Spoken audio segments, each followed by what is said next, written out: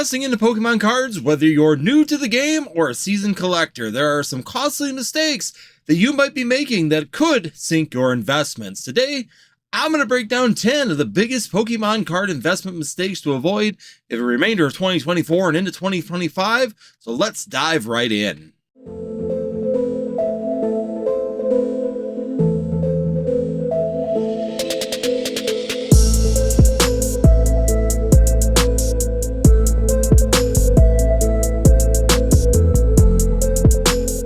All right, everybody, I'm Andy with Northwoods TCG, and today we're going to be breaking down 10 costly mistakes that you might be making right now with your Pokemon investments in 2024 while we're going into 2025. So guys, sit back, relax, let's go over some of the mistakes that you might be making and could prevent if you're new in the game or if you're a seasoned collector. These are mistakes that even myself, I get caught in every once in a while, and it's good to go and refresh these things. So if you're new here, be sure you guys hit that like, number one, number two, and hit that subscribe to help out the channel and move things along as we're getting started again here in the video game and Northwoods TCG. Also, if you do like this kind of content, join us on Tuesday at 9 p.m. Central Time as we do a live going over a Q&A of what's going on in the Pokemon market and what's happening. But without further ado, let's go ahead and kick into the video. We're going to talk about 10 different Pokemon investment mistakes that you could be making right now.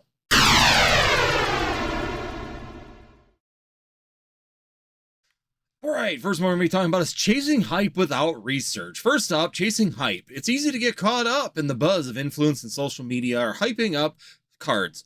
But there's a problem. Many of these cards lose value as the hype dies down. Instead, research your card's history, rarity, and demand before jumping in on a card. Remember, hype does not equal long-term value, and we see that time and time again in the Pokemon TCG, where certain cards get a lot of hype, a lot of excitement behind it by influencers talking about the chase of this particular card and the potential value of this card, because they pull this card and they put this big number on the screen, which gets you very, very excited about it. But that doesn't necessarily mean that that is going to continue, and as more of them are pulled, or as the markets change, as the newest set comes out, these cards will lose their hype and sometimes, and a lot of times, fall in value considerably from the time that they are first pulled, which means getting out of that chasing the hype when you're doing investments is an important part to being successful. So we're going to move on to number 2. All right, that's a 10 all day. Look at that. Yeah, they're never going to notice that little mark. No, that PSA, you get to see that. It's going to be fine. PSA 10 for sure. We're going to make some big money on this one. Ignoring card condition for grading. Next, ignoring the card's condition. Pokemon cards are only as valuable as their condition. A PSA 10 can fetch thousands of dollars, while a PSA 9 or less is not as much. Always assess the condition carefully before buying and considering if the card is worth grading. Sometimes cards just are not worth grading. I see a lot of people moving in to the investment side and trying to do it with grading, buying these cards, buying raw, trying to assess them, and then sending everything out to grading and spending a large sum of money to do so, only to get 50% of them returned at a 9 or less. Guys, I hate to say this, in the grading aspect, if you're not getting 10s, you're losing money. And that's a straight fact of when it comes down to these cards. So once again, if you are looking at investing in graded cards or buying raw cards and making the investment of flipping these into graded cards, make sure you understand how to assess the quality of the card in order to maximize that return. Sometimes it's some trial and error, I understand, but also making sure that you go through the absolute minimum of checking the centering, the corners for whitening and scratches will definitely give you a better leg up on your investment when it comes down to the condition of cards. And that's the same thing with selling raw cards. Near mint cards will always sell a lot more than lightly played or heavily played cards. Just keep that in mind when you're looking at the condition of cards. We're going to move on to number 3. I know what you're thinking. This is stupid, right? You're paying $250,000 for a piece of cardboard, and you're right. Pokemon is blowing up. I have no doubt in my mind this card will be worth $1 million between 2 and 3. All right, this is a big one. Overpaying for popular cards. We all love the iconic cards like Charizard and Blastoise, but overpaying for them during market spikes can hurt your overall ROI. The key is patience. Wait for prices to stabilize and don't get caught up in a bidding war. Time and time again, I see people buying into SARs or just secret rares all of these cards during the hype because everybody's putting them in your face. Once again, market influencing and all that comes into play when it comes down to your favorite person on YouTube opening this, whatnot, or TikTok, opening these cards up, showing them, putting them right in your face, and you get super excited and then you buy into it, thinking that they are extremely popular and they're going to do well. Well, guys, I hate to say it, even Charizard cards fall in price, Blastoise cards fall in price, Venusaur cards fall in price, and Mewtwo cards do the same.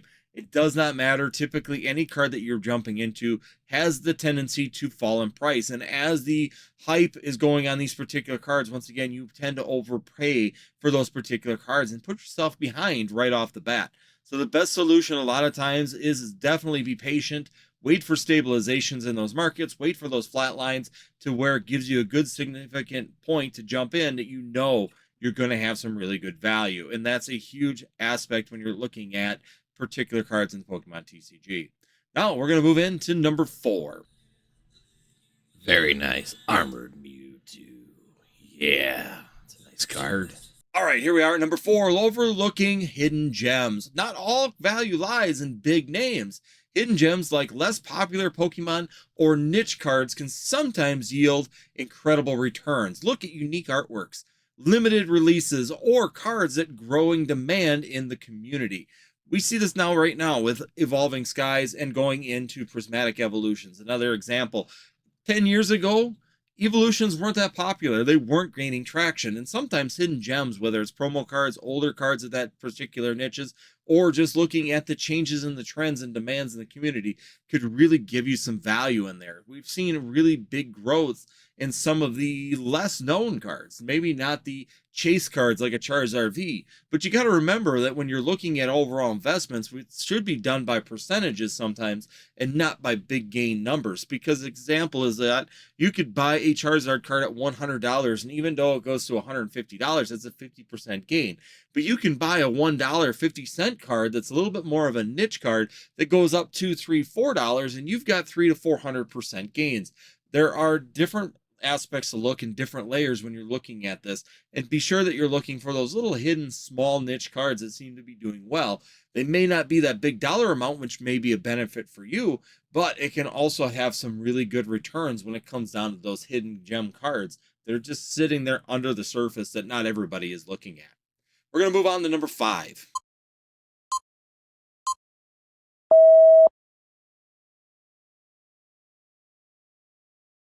Expecting quick profits.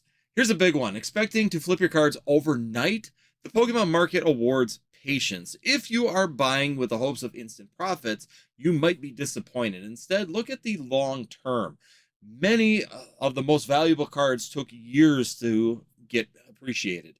Now, this is a big fact, and this is true when you're looking at the overall market. You're looking at the fact that certain cards will not appreciate immediately. You could purchase some collection pieces and they'll sit for years with no value. And I mean, we can go back to Gen 1 when it all first started out.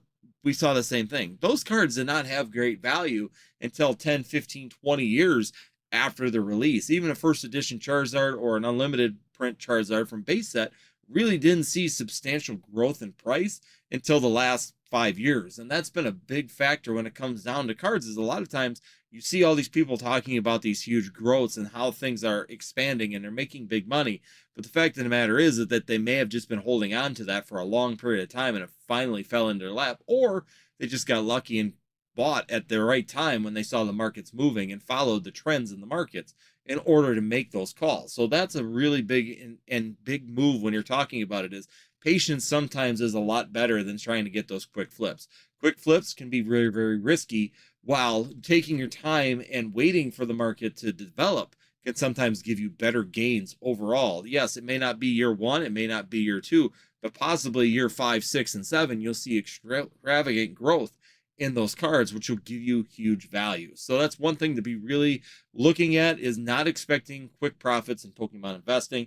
It's really sometimes the long game that's going to give you the best returns on your ROI in these particular investments. Moving on to number 6. Number 6 is going to be ignoring trends and market shifts.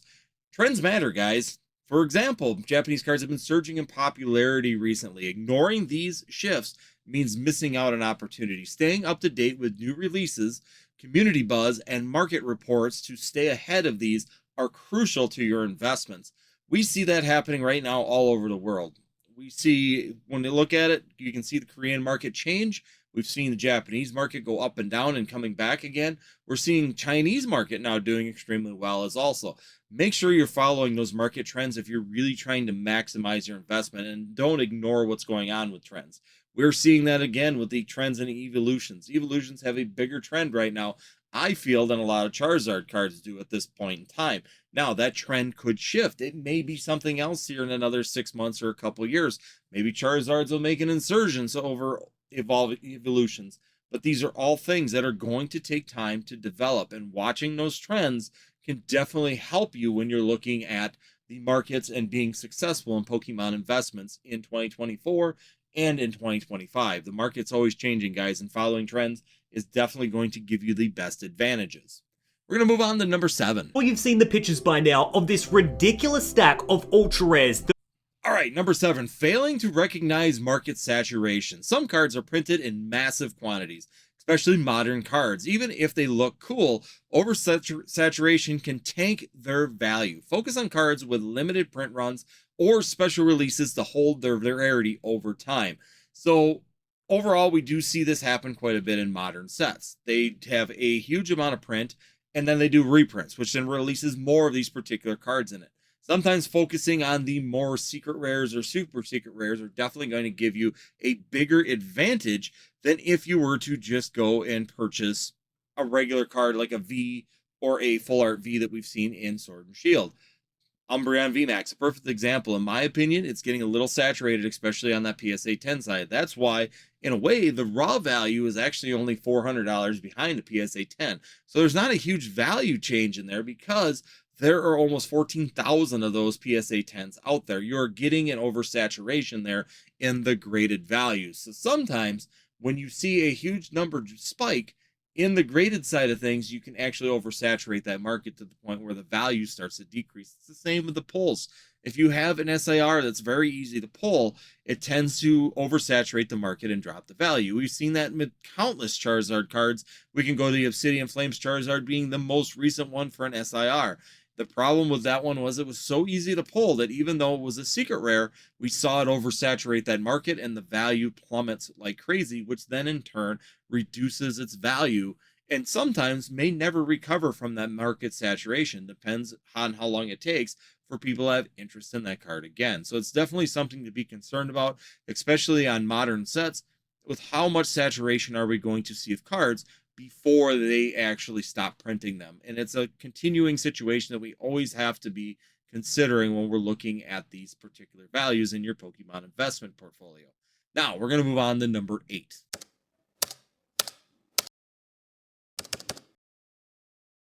Number 8, I feel, is a big one, and it's not calculating true ROI. It's not just about the purchase price, it's about the return on investment. That's what ROI stands for, just for everybody that's new. Don't forget to factor in grading fees, shipping, and selling costs. The card might seem cheap, but the ROI doesn't make sense. It's not a smart investment, and that's exactly what we look at.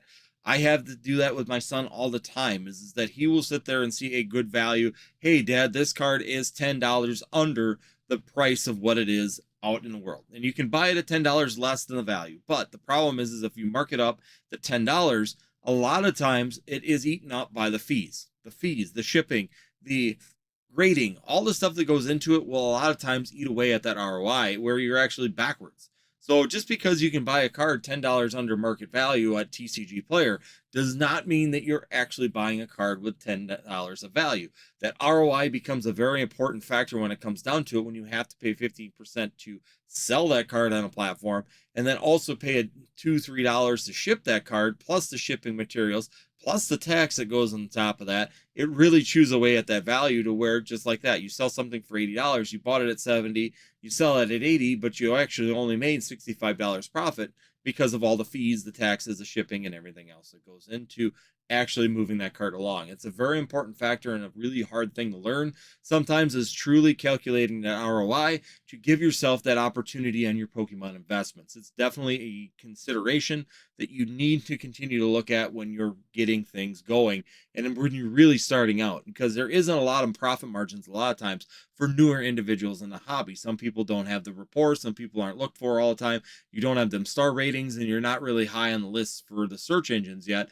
That is where those ROIs become very, very important, and you must maintain that profit margin, because if you're not getting any profit on these cards and you're just selling them for free, even, you're not going to be successful in the Pokemon investment area. So, with that being said, watch your ROIs, make sure you're covering all of your costs, grading fees, shipping costs, taxes, all them little itty bitty fees chew away at that profit margin and can really change whether or not that card was profitable or a loss. So make sure you watch that. Moving on to number 9.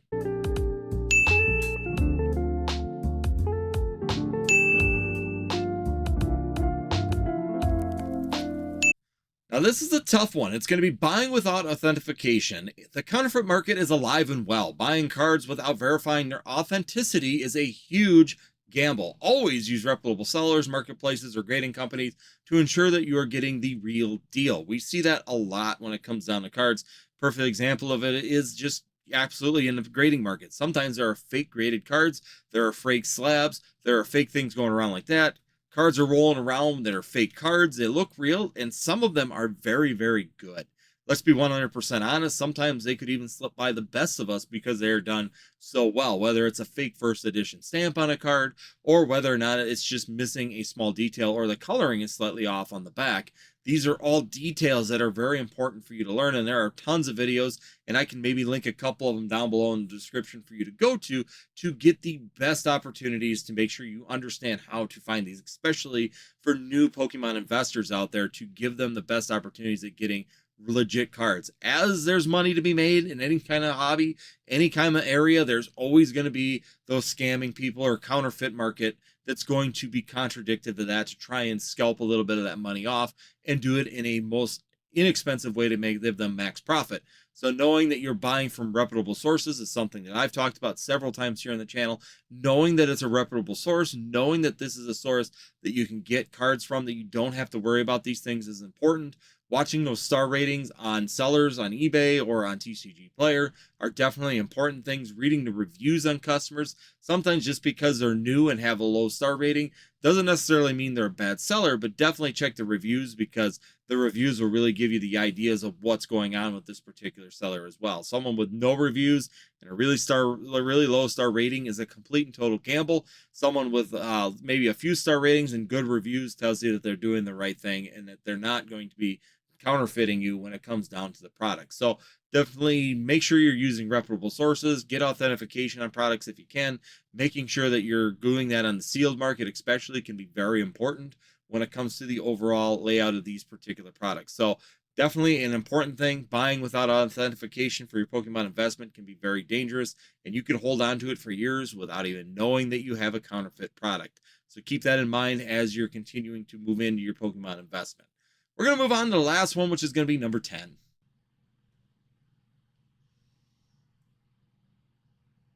All right, guys, here we are at number 10, and this is one I personally do myself. It's overinvesting without a plan. It's easy to go overboard, especially when you're excited about Pokemon cards like myself. Buying too many low-value cards and cluttering your portfolio can hurt your overall investment strategy. Focus sometimes on quality over quantity, and have a clear plan for your collection. Now, this is something that I know I have an issue with a lot of times, is that I enjoy Pokemon cards and I sometimes invest into a large array of Pokemon cards. My investments seem to branch out way too fluffy to where I can't really keep track of what's going on any longer. A lot of times a good strategy in the Pokemon TCG is to make a trunk and follow that strategy from day one. Don't get clouded with all the other information or all the other stuff that's going on. Find a strategy that works for you. Keep on that trunk, and yes, you can have some branches come off where you might be trying something or diversifying that portfolio. Diversification is okay as long as you can manage that diversification. If you start diversifying to the point where you've got thousands of different directions and thousands of things going on, then you can no longer keep that together and manage. your strategy starts to fall apart because of the fact that you have too much. Keeping a primary focus, keeping that trunk going straight, and making sure that you're keeping a very, very strong and stable base is definitely a great way to keep a good strategy going so that you can definitely have success and be successful with your Pokemon investments long term. Once again, it's a long term game most of the time, not a short term game. And keeping a strategy that keeps everything really, really clean and in place is definitely going to give you the most bang for your buck and give you the best growth in your portfolio and in your Pokemon investments. And there you have it, the 10 biggest Pokemon investor mistakes, avoiding these pitfalls, and you'll be on the path to smarter, more and profitable investments. If you found this video to be helpful, don't forget to subscribe, hit that like bell, and hit that notification bell so you don't miss out on videos. Thank you for watching, and I hope to see you on the next one. Also, just a reminder that if you do like the channel, make sure you do hit that notification bell, because every Tuesday at 9 p.m. Central Time, we do have a live Q&A on what's going on in the Pokemon market. Hopefully this is a good video. Once again, I hope to see you next time here on Northwoods TCG.